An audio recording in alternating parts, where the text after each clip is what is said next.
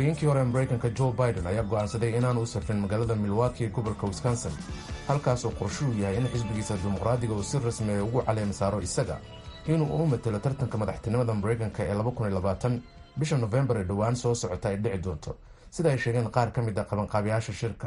shirka Milwaukee ayaa la filayaa inuu qabsoomo bishan, waxaana sababta uu Biden u go'aansaday inaanu uga qaybgalin shirka ay tahay xaaladda cudurka COVID-19 ee sii xumaanaysa.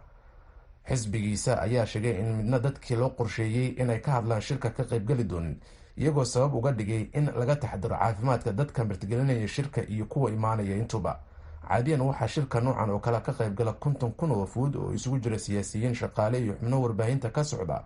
shirkan ayaa la filayaa inuu bilowmo 17 bishan Agost, kaasoo socon doona ilaa 4 cisho. taa beddelkeeda hadda qorshuhu waxa uu yahay in shirka xubnaha ka qaybgalaya ay kasoo muuqdaan dhinaca iyo internetka oo qaab online ahaan ay uga qaybgali doonaan shirkaasi lagu caleem saarayo Joe Biden. waaxda maaliyadda ee dalka Maraykanka ayaa cunaqabateyn dhaqaale kusoo rogtay ganacsato iyo shirkado laga leeyahay dalka Zimbabwe oo lagu eedeeyay musuqmaasuq iyo inay hanti dadweyne lunsadeen. shakhsiyaadka la bartilmaameedsaday ayaa la sheegay inay xidhiidh sokeeh oo wada shaqayna la lahaayeen mas-uuliyiinta dowladda waddankaasi oo la sheegay in ay si sharci darro ah u qaadanayeen lacago kadibna ay geysanayeen bangiyo ku yaala dibadda.